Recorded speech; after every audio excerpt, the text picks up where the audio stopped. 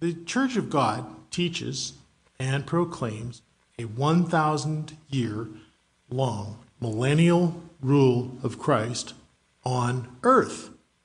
Now, you know that. You've heard that before, and you perhaps react to that thinking, well, yeah, why is he telling me that? I know that. Well, not everybody sees it the same way, and we want to go through some of that today. The Church of God considers that this teaching, this understanding, is an important phase of God's plan of salvation and spiritual birth. Salvation and spiritual birth into his family. So it affects each and every one of us. And this fall, as I mentioned, we're going to all celebrate the festival, biblical festival called Feast of Tabernacles. That celebration will include plenty of talk and instruction about this interesting 1,000-year time period called the Millennium. Millennium is just a Latin word for 1,000 years. Now, Christ's return is spoken of throughout the Bible. It's throughout the Bible. And the specifics, though, of a 1,000-year earthly rule are built upon a reading of a smaller section of Scripture. Actually, it's all found in Revelation 20. The only place that we're going to find that literal reference to the 1,000 years is in Revelation 20, verses 1 through 6. And I just want to start off by reading that section of Scripture. And today I decided to read from the ESV version, a little different from normal. I thought it just did a good job of this verse and some of the others I'm going to read later. Then I saw an angel coming down from heaven, holding in his hand the key to the bottomless pit and a great chain. And he seized the dragon, that ancient serpent who is the devil and Satan, and bound him for 1,000 years. So there's the first mention. And threw him into the pit, and shut it, and sealed it over him, so that he might not deceive the nations any longer, until the 1,000 years were ended. And after that he must be released for a little while. Then I saw thrones, and seated on them were those to whom the authority to judge was committed. Also I saw the souls of those who had been beheaded for the testimony of Jesus and for the word of God, and those who had not worshipped the beast or its image and had not received its mark on their foreheads or their hands. They came to life and reigned with Christ for 1,000 years. The rest of the dead did not come to life until the 1,000 years were ended. This is the first resurrection. Blessed and holy is the one who shares in the first resurrection. Over such the second death has no power, but they will be priests of God and of Christ and will reign with him for 1,000 years. 1,000 years. Verse 7 goes on to say, and when the 1,000 years are ended, Satan will be released from his prison.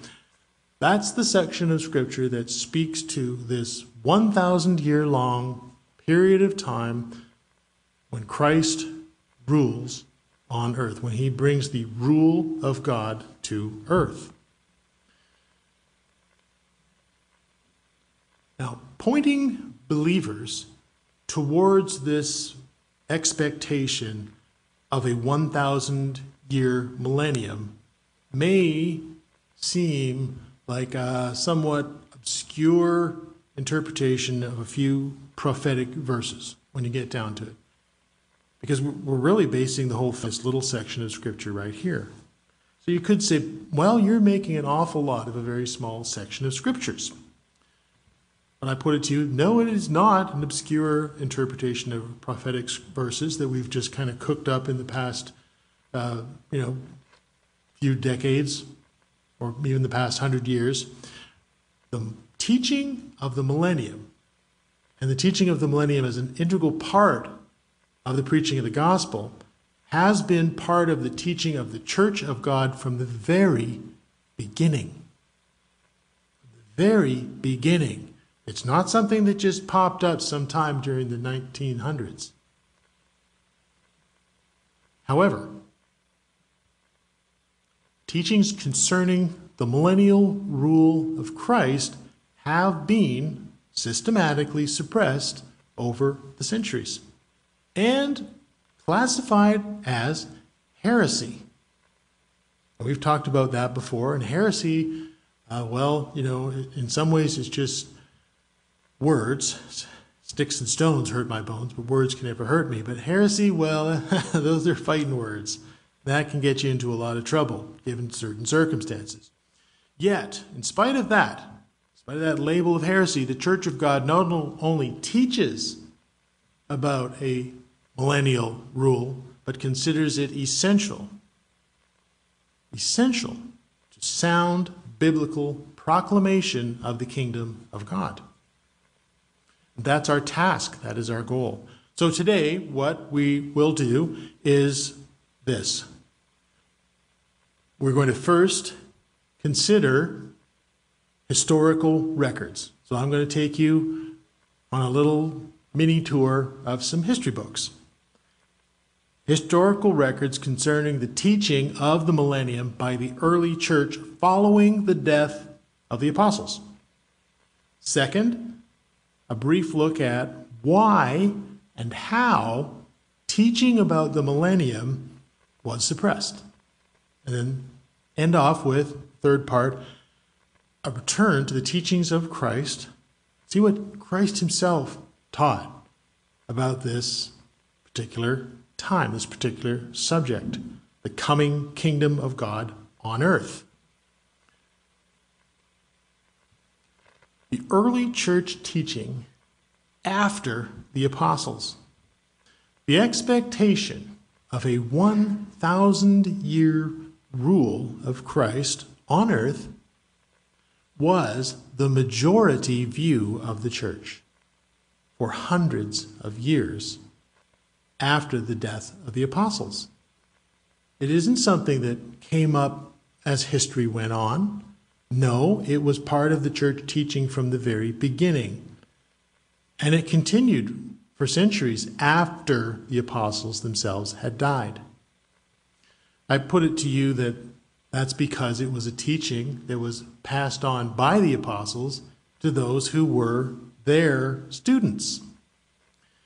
I want to look at a few prominent examples. I made this little graph here because I want you to understand visually. I'm a very visual person, and I see things, as pictures. So the Apostle John was the last of the living apostles. And I didn't put his whole life in here because that would mean I'd have to have a graph that was way longer. So he died 90 AD, probably. All righty? So his life would end right around there at 90 AD. So this first person I want to look at is this man named Papias. He's the guy there in blue.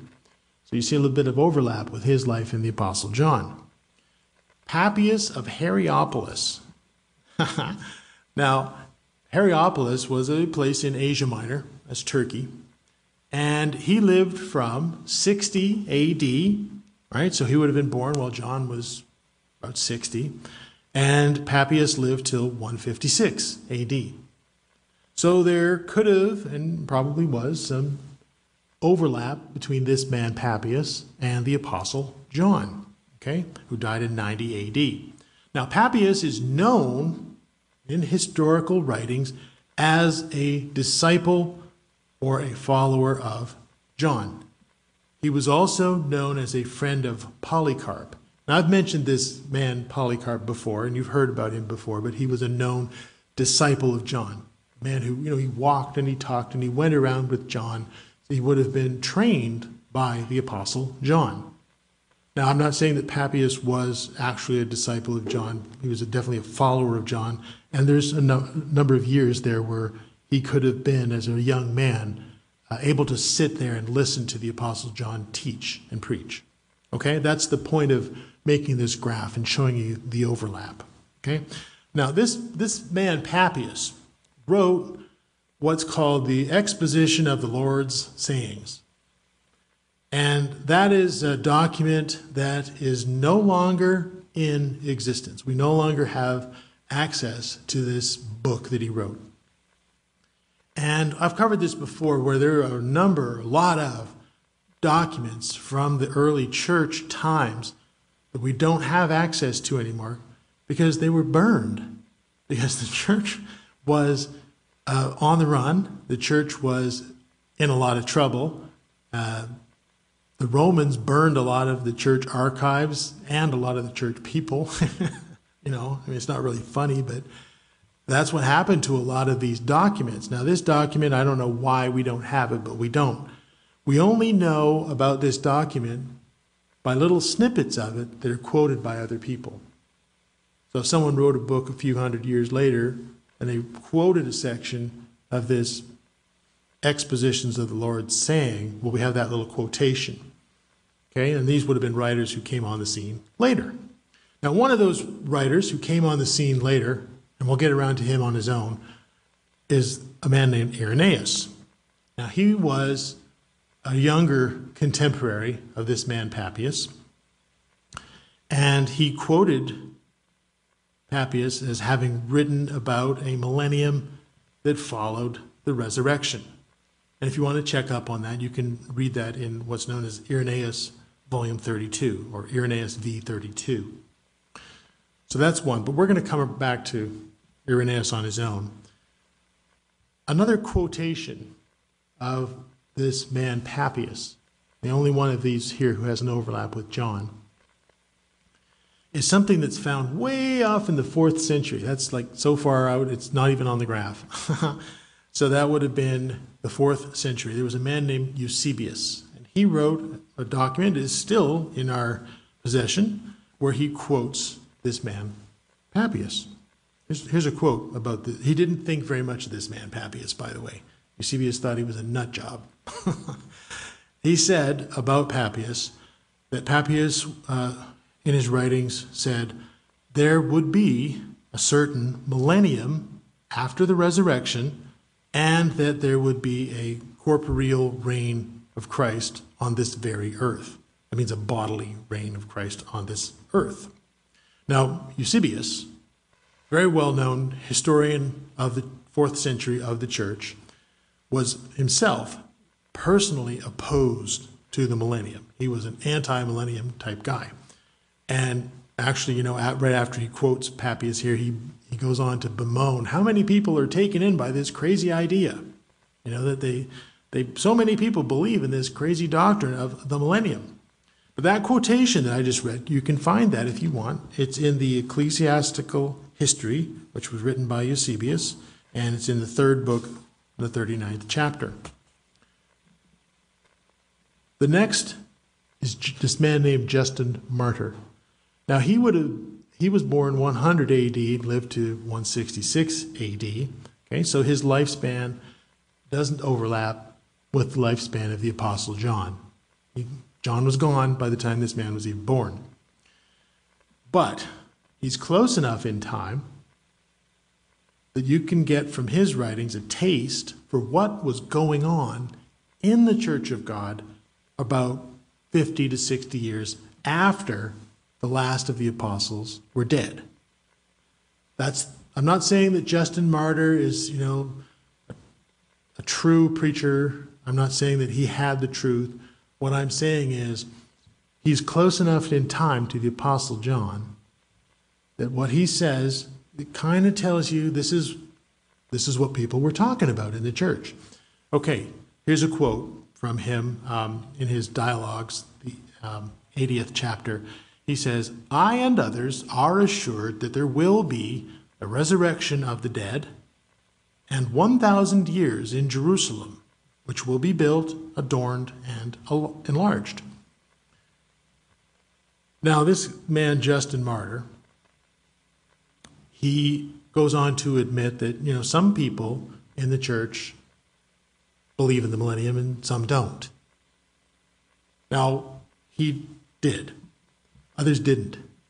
I bring that up because at that time, you're already seeing a divergence of opinions in the church. And, we've read about that and I've talked about it before.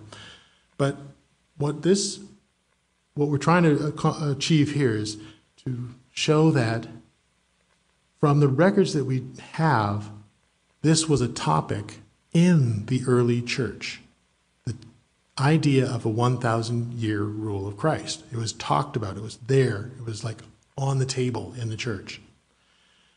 Another man to consider is this man Irenaeus. I mentioned him earlier. He had plenty of books of his own and plenty of thoughts of his own. He lived from 130 to 202 AD. And so he is a little further removed in time from the original apostles. You know, John would have been dead for quite a bit longer by the time this man Irenaeus came on the scene. Although Irenaeus claims to have somewhat of a connection with John through Polycarp, he mentions the 1,000-year rule in his writings as well. Let me quote that. He writes that, "For in as many days as this world was made, in so many thousand years, it reaches its consummation." Actually, he's one of the guys who's talking about the whole 7,000-year plan. That's what he's getting at there. And then he goes on, and after quoting several Old Testament passages, which I'm cutting out for just to keep it short, he refers to the millennium in this way. He says, "All such things refer not to heavenly matters, but to the times of the kingdom when the earth has been restored by Christ." And those are very important themes, right? This 1,000 years refers to the times of the kingdom when the earth has been restored by Christ. And you can read about that in his book, which is called Against the Heresies. That's in book 5, chapters 28 and 35. Again, I don't know his standing on all of the truth. I think he's got some things in his writings that are way off. But again, he's close enough in time to the apostles to show you that people knew about the 1,000-year teaching of the 1,000-year rules, and they were talking about it in a way that was expecting it to really happen. I could go on and on. There's a lot more examples. I'm going to cut a lot of them out. Another big name in early church bigwigs would be a man named Tertullian in the early 3rd century, which would be like just off this map or off this grid a little bit here. He acknowledged the possibility of a promised millennium on earth, and you can find him writing about that in his book Against Marcion, book 3, chapter 25. I've got dozens more examples of people who were known as millennial teachers, but for the sake of time, let me just cut to this summary. Okay, let me summarize this. I went to Wikipedia. Y'all know what Wikipedia is, right? Now, you might not think Wikipedia is a very reliable source of information. I don't really think it's terribly reliable, but what it does tell you is what people think. You got to give it that. So Wikipedia, at least for now, before they change it, when you look up the article on the millennium, I found this quote off their page on the millennium. "During the first centuries after Christ, various forms of millennialism were to be found in the church, both East and West, and it was a decidedly majority view at that time." You can go to Britannica.com. Are they more reliable? Maybe, I don't know. But you can go to their website, Britannica, of the famous Encyclopedia Britannica. Now they're a website. They basically come to the same assessment. Yes, millennialism was taught in the church, and it was the majority view. Most people in the early church believed in the millennial rule of Christ on earth. Now you might think, well, yeah, I know that. I know you know that. You know that because the church taught you about it. Right? The church teaches this, but not everybody does. And I mentioned that there's been a systematic suppression of this teaching, of this truth. Now I want to take a look at that. Let's go to the next slide. So the suppression of millennial teaching. The suppression of millennial teaching. Why would anyone want to suppress the teaching about the millennium? I mean, look, the biblical picture of the millennium. Wow, we're looking forward to it at the feast, are we not? We're getting fired up about the feast, and we think about the feast, and we think, wow, this is great. Everybody's going to love the feast. Well, the biblical picture of the millennial rule is a picture of the Messiah on earth, and he graphically is depicted as overthrowing oppressive human government, enforcing justice and righteousness, as well as prosperity for all. And that's an awesome message, isn't it? You love it. You go to the feast every year. Yeah, I love it. And it's a great message of hope for people who are suffering, for people who are being oppressed, for people who are looking for release,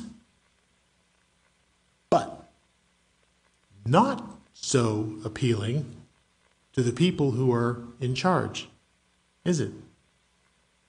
If you're in charge and there's all these prophecies about a millennium going to take away all the kingdoms of men and overthrow them because they're corrupt and oppressive, and you don't want to hear that, and you don't want anyone else to hear about it either, do you? It is not an appealing teaching to people currently in charge of human government or human religion or human culture. What's that got to do with us? What's that got to do with the church? By the 3rd century, so the time getting off that grid we had there, by the 3rd century, the church was no longer the downtrodden and oppressed church. It had been during all those years when the church was being hounded, killed, when all the documents were being burned. But things changed very, very much. The church by the 3rd century was no longer downtrodden and oppressed. It had become a large and powerful, like interest group, if you will, within the Roman Empire. And a form of Christianity, because it's very different from what we teach, a form of Christianity actually became the state-sponsored religion under the Emperor Constantine.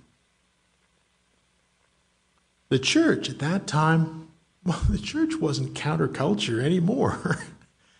No. The church began to dominate the culture. And the church was seeking to work as a cooperative appendage to the imperial government. They wanted to work together with the powers that be. The church's role changed an awful lot. Now, this state-sponsored version of Christianity, which again is very different from what we teach, well, they began changing the apostolic teachings. And we've gone through some of them in the past. We're going to stick with the millennium for today, just talk about the millennium and focus on that. But they began changing the apostolic teachings to better achieve harmony with the Roman Empire, with the powers that be.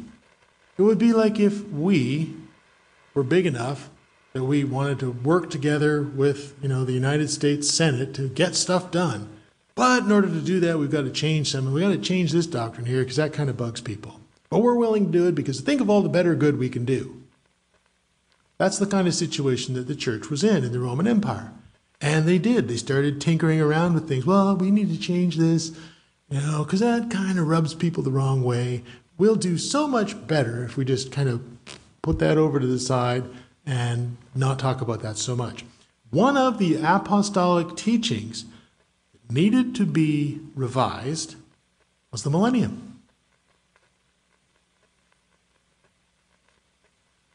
The teaching of Christ returning to earth to overthrow all forms of human government was becoming an embarrassment to the church. Subversives. We're all about overthrowing the government, revolutionaries, troublemakers.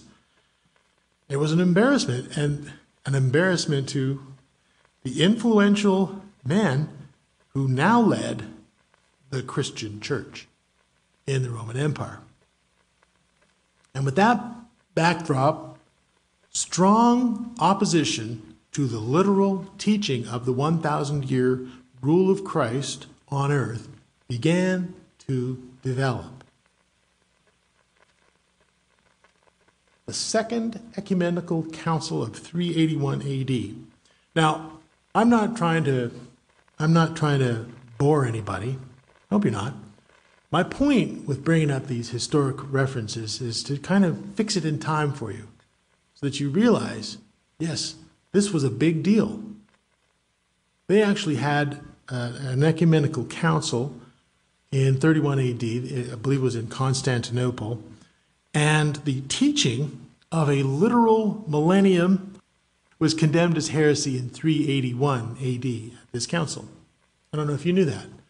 Millennium is actually officially condemned as heresy.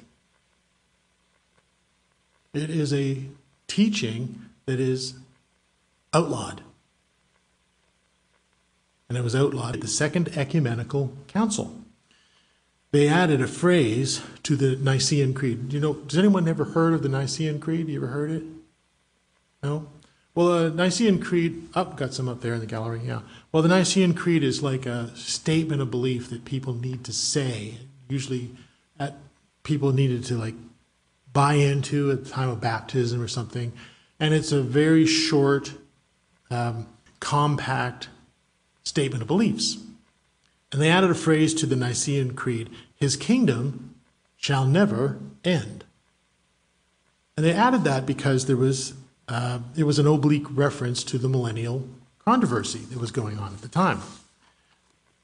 So they added that because one of the objections that was brought up to teaching about the future 1,000-year rule of Christ was that it sounded like it gave a starting point to Christ's rule and an ending point to his rule, rather than teaching Christ's rule as everlasting, like he rules everything, always has and always will. And actually, if you think about it, there's a grain of truth in that. But it sort of takes the millennial teaching and makes it say things that it really doesn't say. Plus, it doesn't address 1 Corinthians 15, which speaks of Christ, after he has subdued all things, he hands it back to the Father. He hands the authority back to the Father. So there are some scriptural, issues going on there. But the main point I wanted to bring out was at this council, the millennium was declared heresy. And at the same time, 381 AD, at the same time, the book of Revelation was removed from the general reading list in the established Christian church. They took the book of Revelation out and said, no, Christians don't read the book of Revelation. And one reason was probably because it plainly referred to the millennium. And I could cite a bunch of other people's opinions about why it happened, and they're kind of along the same lines. But removing the book of Revelation would just in one fell swoop get rid of this troublesome scriptural reference that we started off with in Revelation 20, verses 1 through 7. That would just get rid of it. We won't have to deal with this 1,000-year rule thing. Just get that book out of the Bible. Because that's where the teaching of the 1,000-year rule builds on. Well, that was the beginning, but there was more. There was more. A new way of thinking about Christ's rule was the next step. Other guys laid the foundation. They laid the groundwork. People like Jerome or Origen. And we don't need to get into those guys. The man who's important for us is this fellow, Augustine. He came along and everything changed. He was a big name. He made some significant changes in human history. He was also, narrowing down to the millennium here, he was also the one who finally developed a way to make the millennium friendly to the powerful secular and religious teachers and leaders. How can we make this idea, because it's not just in Revelation, you know that, there's other places that refer to Christ's return and so forth. How can we make this friendly to the Roman Empire and to our place as a big-time church in the Roman Empire? And he accomplished this by arguing that the 1,000-year rule found in Revelation 20 was only to be understood symbolically. Symbolically. And that's a wonderful trick whenever you find a scripture you don't like. Well, that's just symbolic. But there are some scriptures that are just symbolic, right? You know that, and I know that. So he had a powerful argument. He really did. Here's what he argued. Point 1. Christ already ruled the earth. Yes. And he did this from his throne in heaven using the authorized Christian church to enact his rule. Next, he argued that, okay, even though Christ was ruling, we see bad stuff happening, don't we? You got Christ, he's ruling from heaven. Well, how does that explain oppression, corruption, war, and all this stuff that's still happening? To address this, Augustine developed what's known as the two cities theory. The city of God, I'm sure you've all heard of that in one way, shape, or form or the other. The city of God, which was in heaven, heavenly Jerusalem, and the city of man, the earthly Babylon. These two opposing cities would exist until the end of time. Next, believers became citizens of the heavenly city of God through accepting the rule of God in their hearts. Now, last, and I'm really simplifying here. I have taken like an entire long, hundreds of pages long book and tried to boil it down to some key points. The Millennial Promises, and this is very important, the Millennial Promises of peace, justice, and freedom, reward, and all that good stuff would only be realized by going to heaven. That's a big one. These would only happen. You would only get to experience all this millennial stuff by going to heaven. And that would happen after a person's death and their judgment. And this would be a time when believers would rule with Christ in heaven. And that's how we can harmonize all these scriptures about Christ and your rule and what you do with the Roman Empire, the powers that be, so that the church is not threatening. The church isn't preaching revolution. Now, these interpretations were put forward by this man, Augustine, he was wicked smart. He was he was a university professor who taught philosophy and public speaking, so he knew his stuff and he knew how to say it. And his interpretations here were very forcefully and persuasively presented by this man, and ultimately backed up by the police power of Rome. So he had a lot going for him. And this new symbolic, or if you want to call it spiritualized interpretation of Christ's rule, changed the playing field. It changed everything. It changed most of the people in your community's understanding of end-time events, or what is the nature of the inheritance that the scriptures speak of, what happens after death, but especially the millennium. Especially the millennium. The answer, because of the stuff this guy came up with, the answer to humanity's longing for a better world was no longer based on Christ returning to earth to set things right. The answer was now to leave the earth behind and go somewhere else. Big difference from what we teach. The answer to all your worries and woes and aspirations and hope was to leave the earth and go somewhere else. Now, my opinion on this is that this is a very significant change in the way people think about the Bible, think about what Christ is going to do. And in my opinion, this teaching implies a lot of things. One, it implies that God's creation, earth, people, everything, was never designed to work.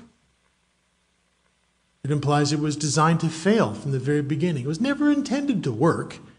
The answer to all this is to leave.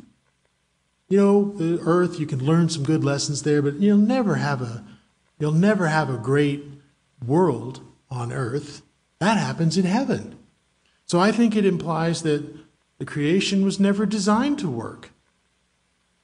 And I think it creates a somewhat sense of apathy and, well, it doesn't matter what happens on earth. It also implies, this is another big one, it also implies that God's laws were never meant to provide a realistic outline for a just society on earth. That's a big one. Very big. No matter what laws God gave, it was never designed to work anyways. So what's the point of all these laws? If you get down to it, that's what it teaches, I believe. So it's a very significant change of direction in thinking. One of the things that the church does for you, for me, is brings us back to what the scriptures say, which is, no, that's not how it works. God's creation can work. God's laws can work. That's what the millennium is going to be all about. And we're going to talk about that when we go to the feast. For 1,000 years, God's going to show everybody, okay, this could work. It can work when you do it my way. The other teaching says, well, it's never designed to work, so it's hopeless anyway, so why bother? It's a completely wrong, unbiblical message. Okay, next slide. Millennial dreams persist. Okay, just because you come up with all this symbolic, workarounds and say everything's just all make-believe, that doesn't stop people from wanting a better world. Has it stopped you from wanting a better world? Well, no. I think even people who believe in flying off to heaven, still, they seem to want to change the world. Outlawing millennial teaching and explaining away the scriptures does not stop people from wanting and seeking a better world. And millennialism never really went away. It remained, it lurked under the surface. Of course, it was officially heresy. It was still there, though. And you'd be surprised how much it dominates and dominated European history and other aspects of history. But it was there, and it often provided justification and a spiritual fervor to all kinds of European revolutionary movements and totalitarian regimes and wars. And I could go on and on and on, and I'm not going to. There are just too many examples to list of how this idea of the millennium fueled people's ambitions for a better world, which is kind of a paradox when you think of what Augustine was getting at. Let me give you a few examples, though, just to sort of give you an idea. The Crusades. Okay, that's a big one, the Crusades. That was based on this idea of bringing about millennium. How about the 100 Years' War? Well, that's probably not something you know a whole lot about, but it was big, lasted for 100 years, a lot of people died. That was built around millennial concepts. the peasants' revolts. That's what this little painting's here from. The peasant revolts of the 1500s. We're going to bring about this millennium. We're going to make it happen now. Then Christ will return. Anyone ever heard of the dawning of the Age of Aquarius? Yes. Okay, you got one. Great song. The dawning of the Age of Aquarius. That's a millennial movement, not biblical. And the most notorious of our time is, I believe, the violent attempt to establish a 1,000-year Reich during the 1940s. You'd be dumbfounded by the millennial language used to prop up this crazy, crazy, violent movement. Time and time again, humanity gets frustrated. And frustrated humanity has foolishly tried to bring about the dawning of a new age by taking matters into their own hands, using violence or revolution or war or political activism. Now, given that historic record, it is not, in my opinion, without some good reason that in 1995, this man here, Joseph Ratzenberger, who would later become Pope Benedict XVI, reiterated and confirmed Roman Church's stance on the matter of the millennium. This is a quote I've taken out from the Catechism of the Catholic Church, revised in 1995, which says, "The Antichrist's deception already begins to take shape in the world every time the claim is made to realize within history that messianic hope which can only be realized beyond history." He's talking about heaven there, folks. Through the eschatological judgment. What he's saying there is it can only be realized by going to heaven and undergoing the final judgment and so forth. The church has rejected even modified forms of this falsification of the kingdom to come under the name of millenarianism or millennialism, especially the intrinsically perverse political form of a secular messianism. Now, millennial dreams of a solution to Earth's problems, even though the goal is good, have had and will continue to have disastrous results without the guiding light of the Holy Spirit. That's the problem. And the presence of Christ himself. Without God's Spirit, without Christ, it's not going to be good. This is another message of the feast and our teaching about the millennium. So what did Jesus teach about the millennium?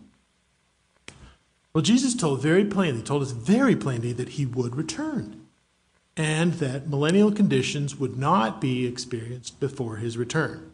You can't force this to happen. And he sent his church forward to tell people about the coming kingdom of God. But he also warned them. He warned them they're not going to heed you. They will not listen. And you actually will be hated among all men. You'll be called heretics.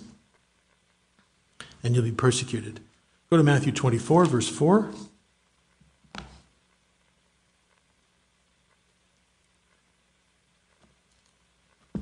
Matthew 24, verse 4.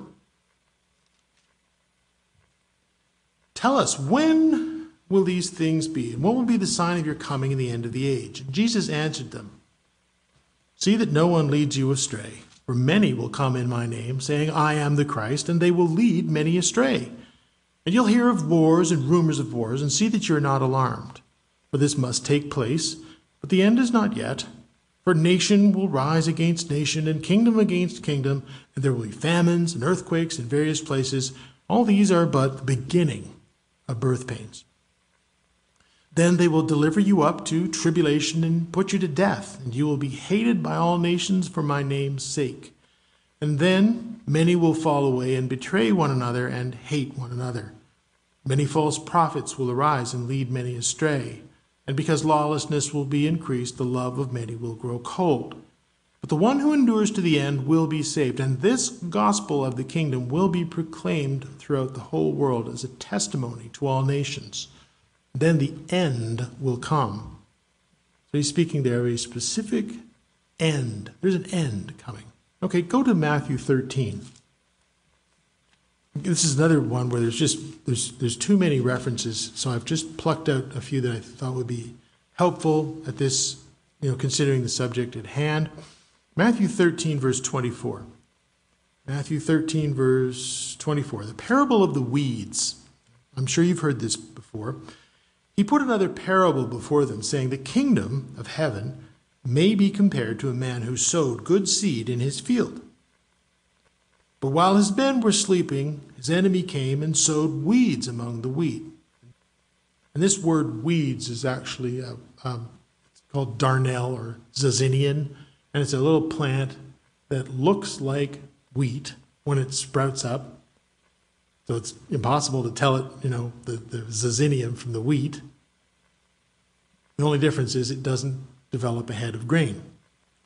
So when the plants came up and bore grain, then the weeds appeared also. And the servants of the master of the house came and they said to him, Master, did you not sow good seed in your field? How then does it have weeds?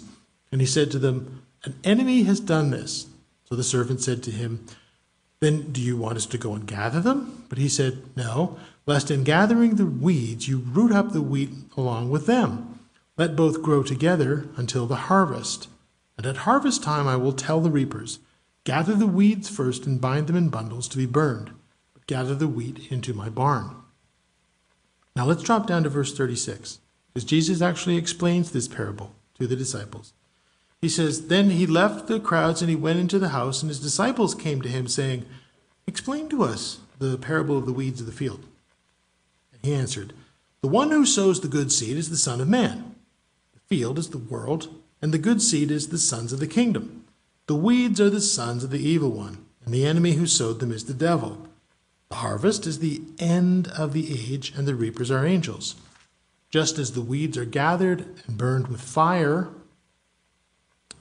so will it be at the end of the age. The Son of Man will send his angels, and they will gather out of his kingdom all causes of sin and lawbreakers, and throw them into the fiery furnace. And in that place there will be weeping and gnashing of teeth. Then the righteous will shine like the sun in the kingdom of their Father, and he who has ears, let him hear. Jesus came in the flesh. He is the one who sowed the good seed. He sowed a good message. He gave people a good teaching about the coming kingdom. He's also the master of the harvest here, which happens at the end of the age. So there is an end of the age marked out when the harvest takes place. The harvest doesn't take place every time a person dies, and then they're off to heaven or the city of God or whatever you want to call it. The harvest takes place at the end. Okay? There is no present city of God to which people are whisked away upon death. And in the meantime, much deception and confusion is permitted. Go to Luke 19, if you would. Luke 19. Just a couple of examples of Jesus' teaching, and there's so many. Luke 19, verse 11. And let's just read through verse 17. This is the parable of the 10 minas, bags of gold. We'll just read the first part of it. As they heard these things, he proceeded to tell them a parable, because he was near to Jerusalem, and because they supposed that the kingdom of God was to appear immediately. Sort of a variation on the whole idea that the kingdom is now. Different, I know. He said, therefore, a nobleman went into a far country to receive for himself a kingdom and then return. This is an obvious reference to he will come back, saying, I will come back. Calling 10 of his servants, he gave them 10 minas, and he said to them, engage in business until I come.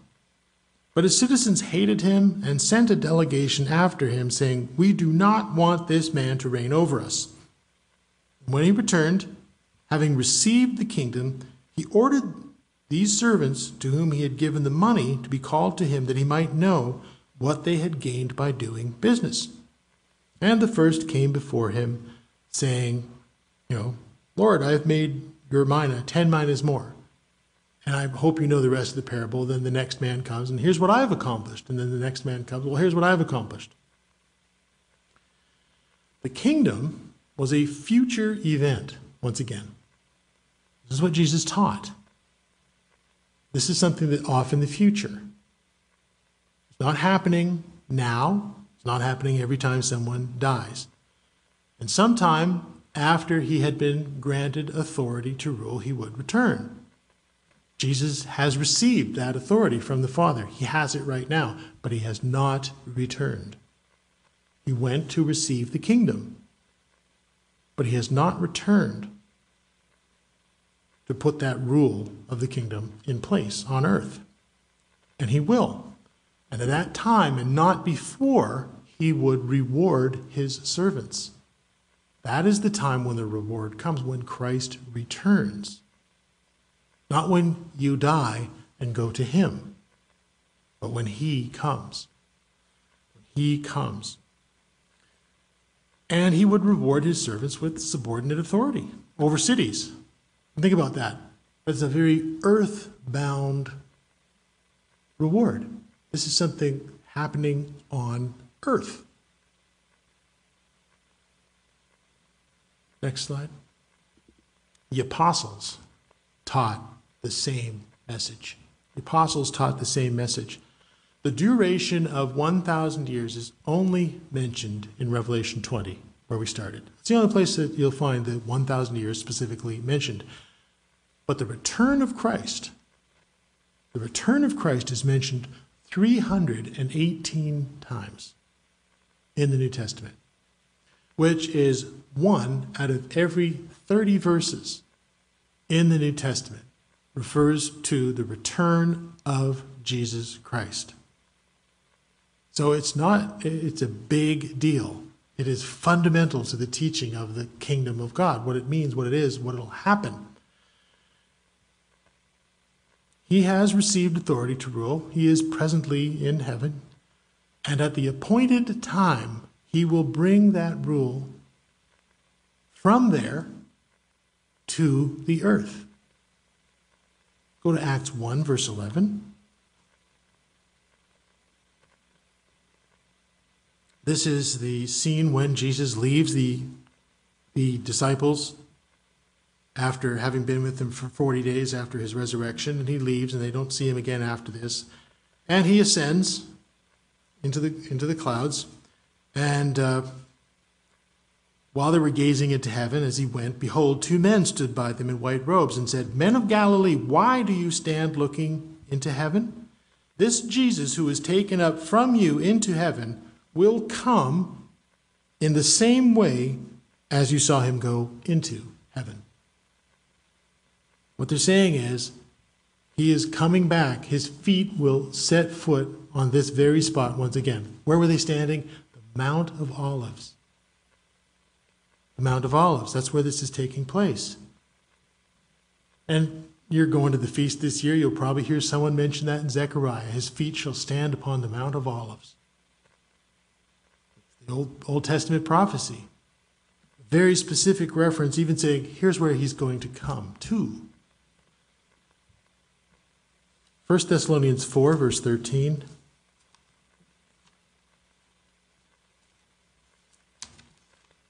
Aren't you glad I'm not trying to mention all 318? But 1 Thessalonians 4, verse 13 through 17.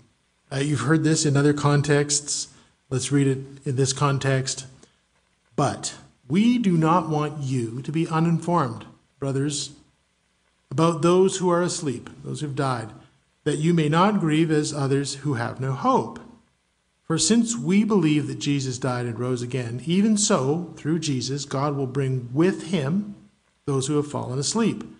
For this we declare to you by a word from the Lord, that we who are alive and who are left until the coming of the Lord will not precede those who have fallen asleep.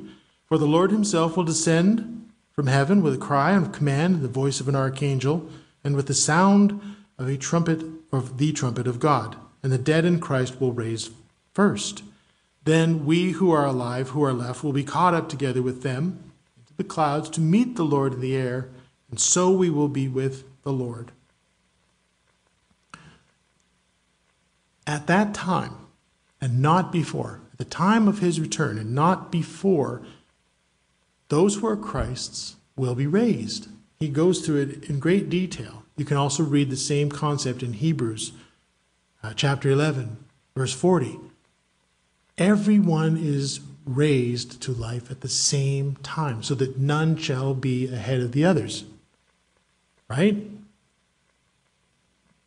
It happens at a point in time in history. All shall be raised.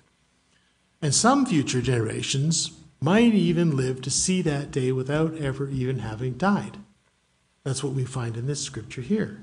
Now, Paul kind of wondered who it would be. Would it be us? Would it be them? We don't know. But it says some people will even be alive when Christ returns. So it's not about leaving the earth. It's Christ returning to the earth. Now, your role will not be to join Christ in heaven, rule with him there. That is not what is ahead for you. What is ahead for you is to be with him when he returns. When he returns to set things right on earth and to establish the rule of God on earth and to show that earth can work and to show that his laws, judgments, statutes, commands, the fruits of the Spirit are how it works. And you're going to be part of it. And it's going to be a very important lesson for people to learn. This always could have worked if you had listened to me. You wouldn't have had to go through all that grief and sorrow and suffering. Here's 1,000 years showing you it works. Are you in or not? That's the lesson of the millennium, and that's the lesson of the feast. Creation can work. The laws of God do provide a realistic framework for peace and justice and freedom. They do. They're not just some crazy dream that was never really meant to work but make us better people. No, it's meant to work, but only with the presence of Christ. Christ has to be there because it's only with his presence and the power of the Holy Spirit working in people that this stuff works, which is another part of the lesson, the teaching and the understanding. Let's close with this scripture. Go to Revelation 22. Verse 12. Behold, I am coming soon, bringing my reward with me, to repay each for what he has done. Drop down to verse 19, just for a nice little closer here. And if anyone takes away from the words of the book of this prophecy, God will take away his share in the tree of life and in the holy city, which are described in this book. Don't add to it. Don't take away from it. This is the promise. This is the plan.